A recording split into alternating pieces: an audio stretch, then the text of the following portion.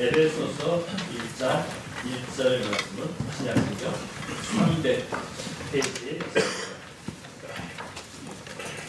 1장 1절에서부터 14절까지지만 1절에서부터 7절 말씀까지 제가 읽고 여러분한테 읽고 나누어서 읽겠습니다.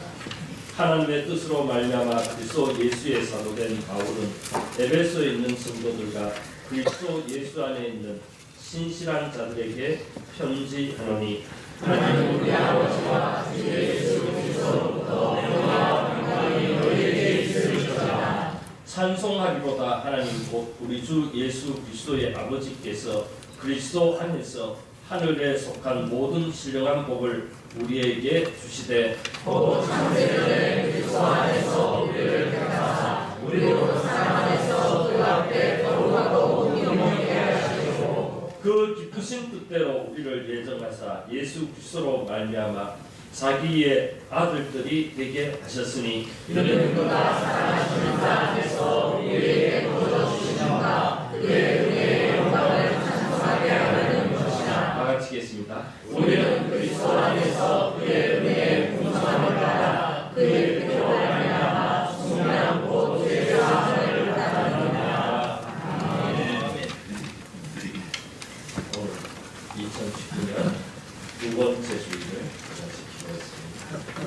우리는 정상적으로 신년이 되고 구전 때까지 우리나라 사람들은 새해 기분으로 살아갑니다.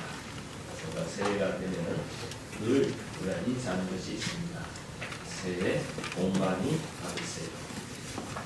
이 인사는 그냥 하는 것처럼 보이지만 이 인사를 받으면 기분이 좋습니다. 기대감이 생기는 것을 볼 수가 있습니다. 특별히 올해는 황금 돼지라고 그렇게 말합니다. 황금도 좋은데 돼지처럼 뚱뚱하게 우리가 복이 불러들어옵니다. 엄청난 복을 기대하는 한 해라고 할 수가 있습니다. 그래서 올해 태어나는 아이들이 재물운이 강하고 우리나라 저출산 때문에 얼마나 걱정이 되고 얼마나 고통을 당하고 있습니다. 0.95명 두 사람이 결혼해서 두 명의 자녀를 낳아도 아마 사는 과정에서 여러 가지 어려움이 있어서 좀 불안한데 두 사람이 한 명도 낳지 않는 그런 사회가 되어버렸습니다. 그래서 멀지 않아서 대한민국이 지도상에서 사라지지 않을까 그런 염려도 생깁니다. 그래서 황금돼지에 좀 많은 사람들이 많은 젊은이들이 결혼해서 많은 아이를 낳았으면 좋겠다 그런 기대를 갖습니다. 12년 전인 2007년에 똑같은 대지가 되었을 때 효과가 있어서 전년보다 출생률이 무려 10% 가까이 늘어났다고 합니다. 2007년에도 황금돼지라고 그렇게 사람들이 불렀습니다. 그런데 막상 실상은 황금돼지가 아니라 붉은 돼지였다고 합니다. 너무 포장을 하니까 그거 듣고 이 해에 애를 낳으면 복을 받는다 해서 출산율이 10% 더 이상 증가를 했다고 합니다. 이때 태어난 아이들이 돌이 될 수 금값이 올라가다. 금반지 이렇게 성하다 보니까 금값이 올라가다. 또 이때 아이들이 유치원 갈 때가 되고 초등학교 갈 때가 되어서 대란이 일어났다고 합니다. 왜냐하면 평소보다 10% 더 아이 숫자가 많기 때문에 여러 가지로 혼란스러운 일들이 일어났습니다. 2007년에는 붉은 돼지인데 황금돼지라고 포장을 해서 사람들이 속여서 마케팅하는 바람에 이런 현상이 나타났습니다. 그러나 원래는 진짜 황금돼지라고. 그래도 과연 이런 현상이 나타날까 염려가 됩니다. 워낙 우리 젊은이들이 결혼을 등한시 하고 있기 때문에 참 안타까운 일이라고 할 수 있습니다. 세상의 복은 그렇습니다. 마치 뜬구름을 잡는 것 같이 너무 맹랑하다고 할 수가 있습니다. 복이라고 하는데 복 받기를 원하지만 막상 그 복을 받으려고 하면 그 복은 또 다른 데로 날아가 버리는 것이 오늘의 우리의 현실입니다. 그래서 세상에서는 참된 만족, 참된 행복을 누릴 수가 없습니다. 우리는 하나님께서 우리에게 주시는 신령한 복을 받아야 합니다. 오늘 말씀을 보니까 하나님께서 우리에게 주신 하늘에 속한 모든 신령한 복이란 것이 무엇인가를 설명하고 있습니다. 이 신령한 복은 물질적으로 넉넉해지고 육체적으로 건강한 것만 가르치지 않습니다. 물론 육체적으로 건강하고 물질적으로 넉넉하고 육신의 복도 받아야 됩니다. 그러나 신령한 복이라고 했을 때 이 육신적인 것뿐만 아니라 인간의 내면적인 상태까지 포함해서 누리는 복을 말합니다. 물론 물질이 넉넉하면 건강하면 좋습니다. 기분이 좋습니다. 그러나 물질이 없다 할지라도 건강에 어려움을 당한다 할지라도 어떤 행편에서든지 자족하기를 배워보라. 이 바울의 고백이 아닙니까? 어떤 행편에든지 늘 기뻐할 수 있는 것. 이것이 신령한 복이다. 성경은 여호와를 의지하는 자가 복이 있다고 했습니다. 그러나 이 신령한 복을 누리기 위해서는 하나님을 의지해야 합니다. 하나님과의 관계에서 우리는 신령한 복을 누릴 수가 있습니다. 여러분, 우리는 하나님과 어떤 관계를 맺고 있습니다. 하나님께서 인간을 창조하실 때 하나님의 형상대로 만드셨습니다. 하나님의 형상대로 만들었다는 것은 하나님과 대화가 되고 하나님과 교제를 나눌 수 있는 존재로 만드셨다는 거예요. 하나님과 커뮤니케이션을 될 수 있도록 만드셨다는 거예요. 그런데 어느 날 인간이 죄를 지음으로 인해서 하나님과의 관계가 끊어졌습니다. 에베소서 2장 1절에서부터 3절까지 보니까 이렇게 표현합니다. 우리의 허물과 죄로 인하였습니다. 우리는 본질상 진노의 자녀가 되었다. 하나님은 죄를 용납하지 않습니다. 하나님은 죄에 대해서 진노를 바라십니다. 그래서 우리의 죄와 허물로 인해서 하나님의 진노를 받을 수밖에 없는 존재가 되었다.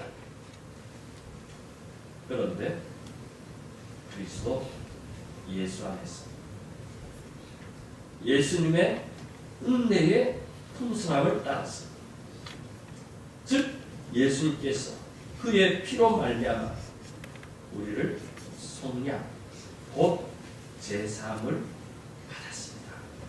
네, 예수님께서 나를 위하여 십자가에 죽으심으로 통해서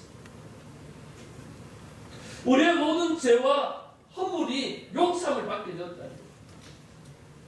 예수님께서 십자가의 화목제물이 되심으로 통해서 하나님의 진노를 누리셨습니다.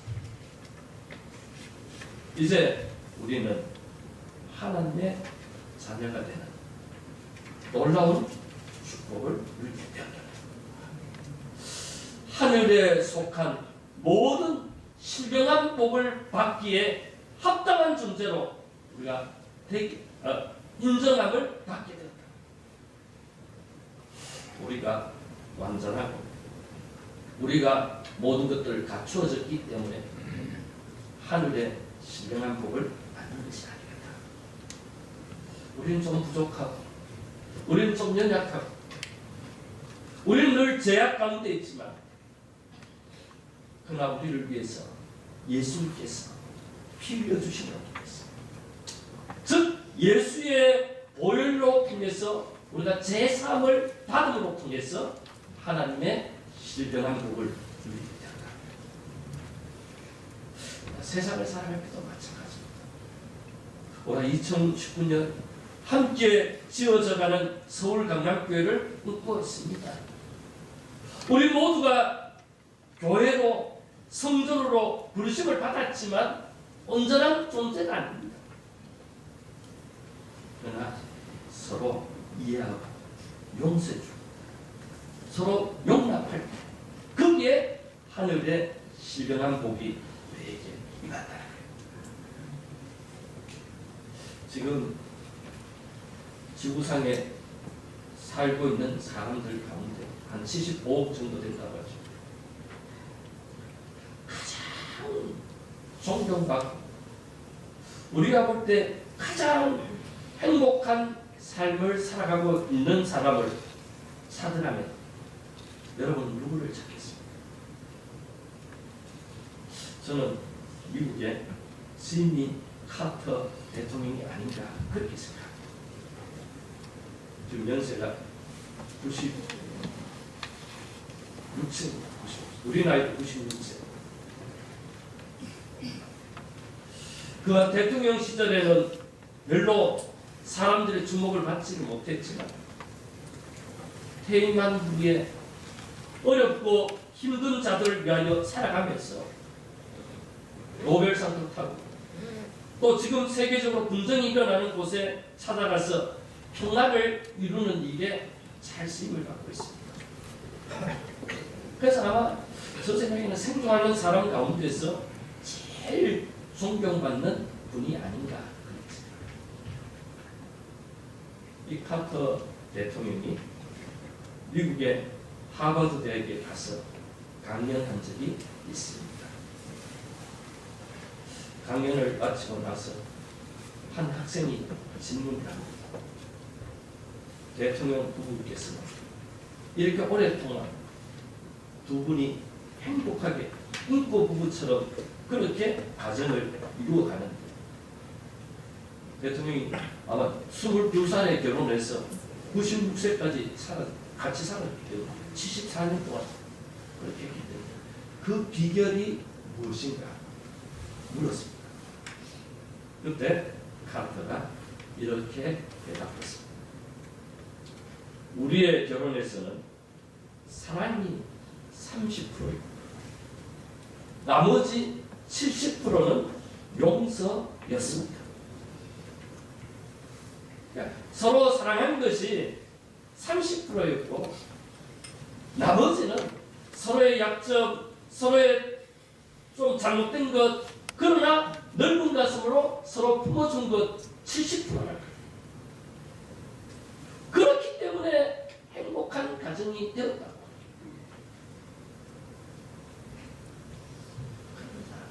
어떤 가정이든 완벽한 가정이 없습니다.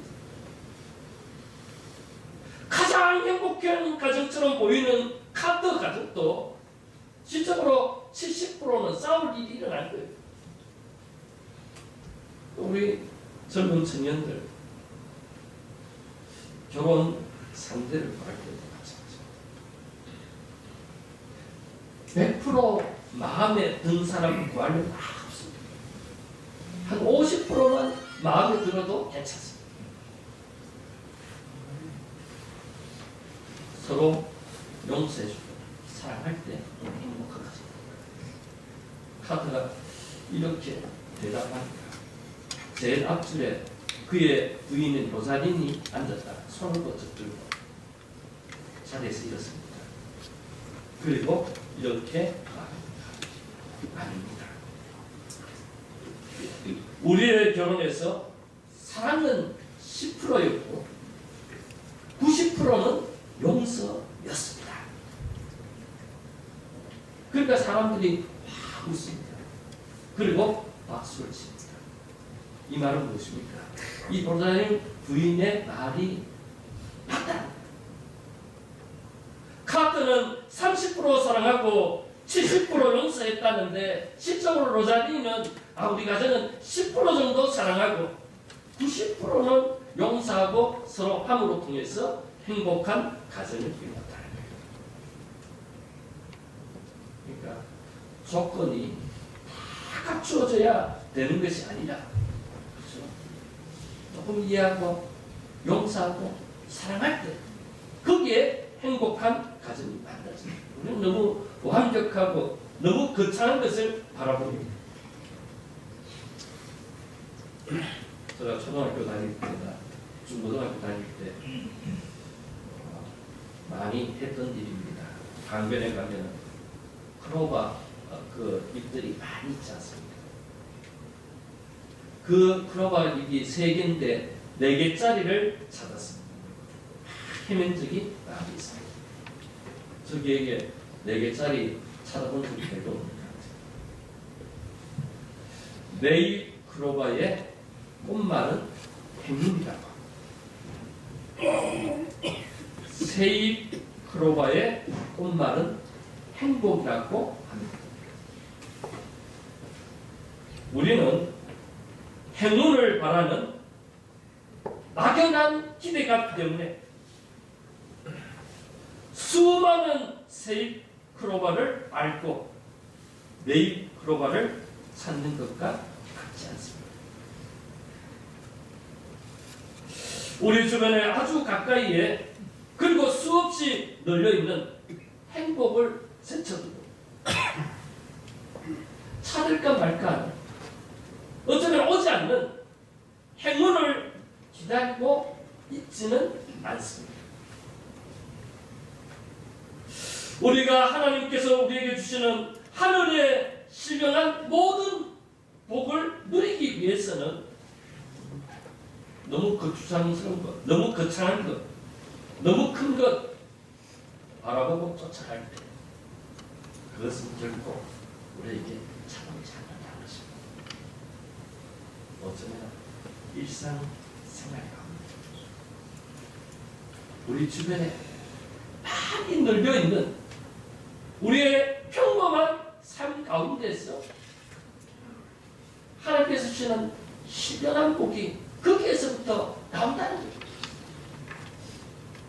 그걸 통해서 우리는 행복한 삶을 살아갈 수 있다.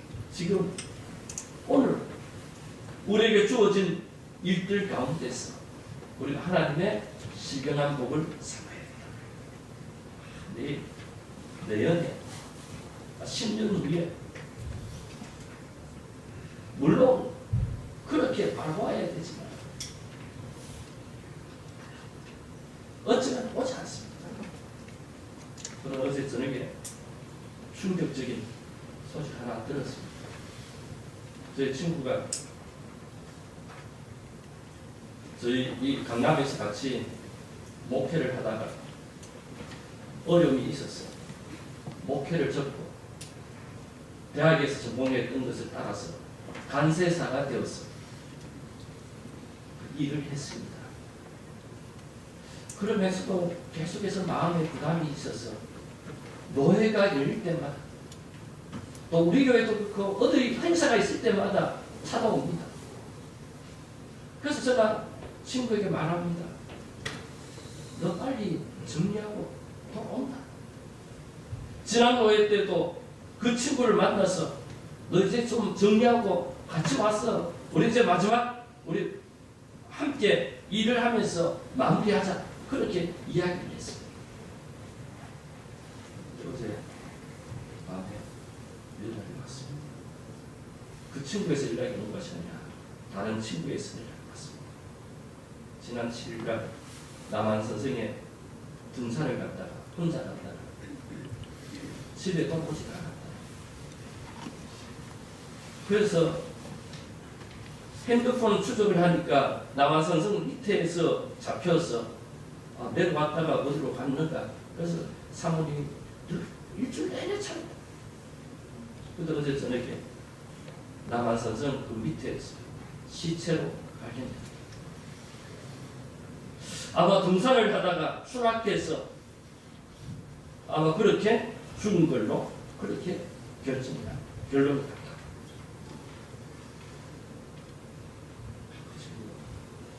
목회하면서 어려웠어요. 자기가 세상에 나가서 또 살아보고 늘 대답이 그럽니다. 야, 이거 지났어. 저렇게. 그래. 거기에 끄떡끄떡했어요. 사랑하는 성도 여러분, 하나님께서 우리에게 주시는 시간은 멀리 있지 않습니다. 오늘 내 마음을 감동시켜서 오늘 나에게 주신 말씀이 하늘의 신령한 복을 누리는 통로가 됨을 믿으시기를 바랍니다. 오늘 바울은 에베소 교회 성도들에게 편지를 쓰면서 먼저 이렇게 인사를 합니다. 하나님 우리 아버지와 주 예수 그리스도로부터 은혜와 평강이 너희에게 있습니다. 우리에게 가장 필요한 신령한 복은 은혜와 평강입니다. 은혜란 말은 헬라어로 카리스라고 합니다. 헬라인들이 가장 좋아하는 단어입니다. 그래서 헬라인들이 인사할 때마다 카리스, 은혜. 이 헬라어는 신약 성경이 기록된 언어입니다. 어쩌면 신약 성경에서 우리에게 제일 강조하는 단어가 은혜라고 할 수 있습니다. 반면에 평강입니다. 히브리 말로 샬롬. 히브리인들이 가장 좋아하는 단어입니다. 이분들이 만날 때마다 샬롬. 히브리어는 구약 성경이 기록된 언어입니다. 아마 구약에서 가장 강조하는 단어가 샬롬이 아닌가 생각합니다. 그러나 오늘 우리에게 이 복음이 우리에게 주는 것은 무엇입니까? 헬라인들과 히브리인들이 갈망하더라. 은혜와 평강이 들었습니다. 하늘에 실령한 모든 복은 은혜와 평강으로 우리에게 찾아온다. 정확하게 말하면 은혜로 시작해서 평강으로 평강이란 결과를 만들어냅니다. 우리가 모든 것이 하나님의 은혜라는 사실을 깨닫게 됩니다. 우리는 어떤 행편에서도 평강을 누릴 수가 있습니다. 여러분 지금 바울이 그냥 편안하게 자기 서재에서 이 편지를 쓴 것이 아닙니다. 바울이 지금 로마 감옥에 갇혀 있습니다. 이 에베소서를 쓰고 있지만 그는 그리스도 예수 안에 있었기 때문에 은혜와 평강을 누릴 수 있었습니다. 그리고 그 은혜와 평강이 자기의 가슴을 터지도록 만듭니다. 주체할 수가 없습니다. 그래서 그 은혜와 평강을 에베소 교회 성도들에게 나눠주기 위해서 지금 이 편지를 쓰고 있습니다. 열악한 환경에 있지만 세상적으로 볼 때는 너무나 비참한 인생을 살고 있지만 그러나 그는 감옥에 갇혀 있는 것이 아니라 예수 그리스도 안에 있기 때문에 그는 은혜와 평강이 넘치는 삶을 살아갑니다.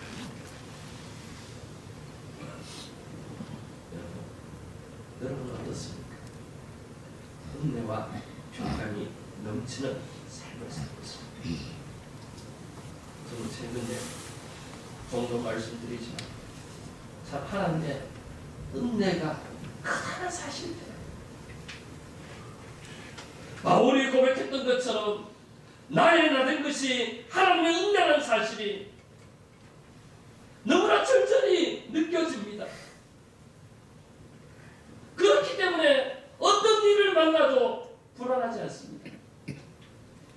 어떤 일을 만나도 걱정되지 않습니다. 왜냐하면 나에게 은혜를 베풀어 주신 주님이 있습니다. 나의 모든 것들 합력하여 선을 이룰 수 있기 때문에 잠시 걱정하고 잠시 화를 내고 잠시 낙심하지만은 그러나 곧 정상으로 돌아갑니다.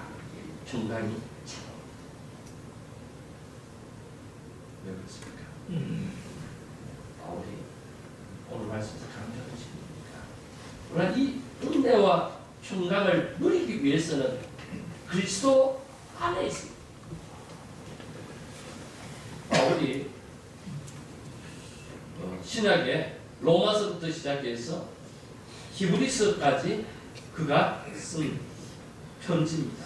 물론 히브리서를 넣었다 뺐다 하지만은 대체적으로 히브리서도 바울이 썼다고 그렇게 말합니다. 바울 서신에서 그리스도 안에 라는 표현을 164번을 씁니다. 바울의 신앙의 핵심이 그리스도 안에입니다. 아니 바울의 신앙의 핵심일 뿐만 아니라 우리 예수님께서도 너희가 내 안에 거하네 내 말이 너희 안에 있으면 무엇이든지 원하는 대로 구하라 그리하면 이루리라고 했습니다. 예수님 안에 있는 것이 얼마나 중요한가를 가르쳐주고 있지 않습니까? 우리가 세상 안에 있으면 늘 흔들립니다. 늘 불안합니다. 돈을 좋아해서 돈 안에 있어도 또 불안합니다. 권력을 좋아해서 권력 안에 있어도 또 불안합니다. 그러나 예수님 안에 있습니다. 어떤 염려나 그것이 마치 예수님 안에 있는 것은 어머니의 품 안에 있는 것 같습니다. 내 말이 내 안에 있습니다. 여러분 예수님 안에 있다는 말의 구체적인 표현이 무엇입니까? 바로 말씀입니다. 하나님의 말씀이 내 안에 있는 거예요. 여러분 2019년에는 우리가 2018년에도 그렇게 살았지만은 2019년에는 그냥 하루를 시작하지 마시고 오늘 나에게 주신 하나님의 말씀이 무엇인가? 여러분 우리 주보에 보면은 주일부터 시작해서 토요일까지 우리 함께 묵상할 성경 본문이 있습니다. 또 우리가 새벽 기도 때 나눴습니다. 또 수요 예배 때 우리가 좀 더 깊게 이 말씀을 나누고 있습니다.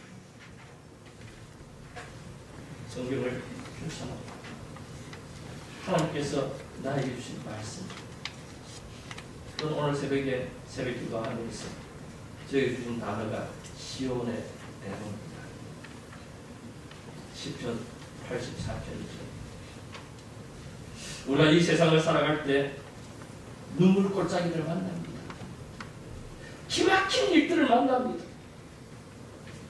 그러나 여호와의 성전을 삼하고 성전으로 나가는 자는 그 눈물 골짜기가 시온의 대로가 된다는 거예요. 이게 어떤 어려움이 있더라도 어떤 불행한 일을 만나도 상관없습니다. 눈물 골짜기는 골짜기입니다. 그러나 하나님께서 그 모든 눈물 골짜기를 시온의 대로로 만들어 줄 줄 믿으시기를 바랍니다. 일본의 그 빙점이라는 소설을 쓴 미우라 아야코가 있지 않습니까? 이분이 이런 말을 했습니다. 우리에게 가장 무서운 것은 은혜에 익숙해지는 것이다. 은혜에 익숙하다는 것은 뭐 은혜가 당연한 것처럼 받아들인다는 거예요. 그러니까 신앙생활을 많이 하다 보면은 나도 모르게 그냥 당연하게 일어나는 것으로만 생각한다는 거예요. 그렇기 때문에 우리는 큰 은혜 받고 사는데 그 은혜를 당연하게 여기고 그것에 대한 감사와 감탄이 하나님 오늘도 우리에게 하늘의 모든 신령한 은혜를 부어줍니다. 우리가 그 하나님의 은혜를 기대하고 그 하나님의 은혜를 바라볼 때 아무리 작은 것도 아무리 보잘것없는 것도 거기에 그 은혜 때문에 감탄하고 감격하는 거예요. 그런데 그 감격과 감사가 없으면 어떻게 합니까? 아무리 신앙생활을 해도 그게 늘 불만입니다. 늘 스트레스 받습니다. 하늘의 신령한 복을 누리지 못하는 생각합니다. 좀 이 하나님의 은혜인 것 같습니다. 모든 것이 하나님의 은혜라는 사실을 깨달음으로 통해서 참 평강을 누리는 삶을 살아가시기를 바랍니다. 마지막으로 하나님의 은혜를 누리는 방법을 한 가지 가르쳐 주었습니다. 3절에서부터 14절까지 헬라어로 함장으로 되어 있습니다. 문장이 상당히 깁니다. 우리말로는 5단락으로 나누어서 하지만 헬라어로는 한 문장으로 되어 있습니다. 그래서 숨이 차서 읽기도 힘들 만큼 줄 문장으로 구성되었습니다. 그러나 한마디로 요약하면 무엇입니까? 찬송. 마지막에 결론도 찬송. 그의 영광을 찬송하게. 우리가 하나님의 은혜를 민감하게 깨달을 수 있는 가장 좋은 방법은 하나님을 향하여 찬송하는 것입니다. 찬송할 때 하나님의 놀라운 역사가 나타납니다. 바울이 이것을 몸소 체험하지 않았습니까? 그가 신라와 함께 빌립보에서 복음을 전하다가 억울하게 당하여서 감옥에 갇혔습니다. 매를 엄청나게 맞았습니다. 몸이 만신장이 되었지만 바울과 실라가 손을 붙들고 함께 기도하고 함께 찬양할 때 하나님의 역사가 나타났어. 모든 매인 것이 풀리게 되지 않았습니다. 바울이 지금 에베소 교회 성도들에게 말합니다. 너희들이 하나님의 은혜를 누리고 하나님 주신 평강을 얻기 위해서는 어떠한 상황 가운데도 하나님을 향하여 찬송하라. 하나님은 우리의 입술에 찬양을 기뻐하셨습니다. 미국의 유명한 신학대학 브리스턴 신학대학의 신약학 교수로 유명하신 분이 계십니다. 그런데 이분이 학교 채플 시간에 학생들과 함께 예배 드릴 때 항상 찬송 부를 때 팔짱을 끼고 찬송을 부르지 않습니다. 왜 찬송을 부르지 않는가? 저처럼 음치였기 때문에 찬송을 부르지 않습니다. 그런데 어떤 날 채플 시간에 누구보다도 열성적으로 찬송을 불렀습니다. 그래서 학생들이 수업 시간에 교수님에게 물었습니다. 교수님, 평소에 찬송을 부르지 않았는데 어떻게 해서 이번 오늘 채플에서는 그렇게 열성적으로 찬송을 불렀냐고 물었습니다. 그때 교수는 대답합니다. 내가 어젯밤에 천국의 입구에 가깝는데 베드로가 당신 누구냐고 물어요. 그래서 내가 신학대학 교수고 내가 이렇게 장부를 딱 펼쳐보더라. 그러면 성경에 대해서 많이 연구했고 그러나 당신은 입술에 찬양이 부족해서 지금 천국에는 다른 것이 필요 없는 거예요. 성경적인 지식도 필요 없고 기도 많이 한 사람도 필요 없고 천국에는 오직 하나님을 찬양하는 자들만 필요하기 때문에 당신 돌아가서 찬양 많이 하고 오라. 그렇게 했어. 그렇게 했다고 고백했다는 것입니다. 저도 하나님의 은혜를 받고 나서 이 찬양을 많이 해야 됩니다. 남들이 싫어합니다.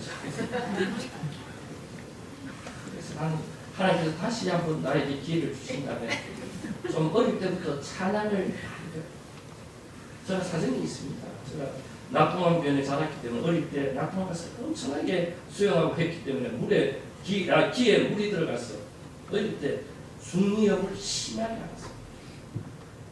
그래서 뭐 옛날에 기가 아프니까 차라리 기가 없었으면 좋겠다 그런 생각까지 했어요. 그렇기 때문에 기를 통해서 즐기는 건 아무도 못했어요. 근데 하나님께서 은혜로 깨끗이 낫게 해주셨죠. 그래서 제가 좀 곡을 배우는 기회를 놓쳐버렸습니다. 사랑하는 성도 여러분, 2019년에 여러분 나름대로 하시겠습니다. 하루에 찬송가 한 곡이라도 부를 수 있다. 세상적인 노래도 참 좋습니다. 우리가 노래로 우리의 마음을 이렇게 하는 게 참 좋습니다. 그러나 찬송, 그렇죠? 찬송은 하늘의 시대한 곡을 우리에게 채워주는 통로입니다. 그래서 어떤 일이 있더라도 하루에 한 곡이라도 찬송을 부르겠습니다. 하나님께서 우리를 지으신 목적이 뭡니까? 우리로 통해서 찬송받기 위해서. 너는 먹든지 마시든지 무엇을 하든지 하나님을 위한 하나님의 영광을 위하여 살라고 하시지 않았습니다.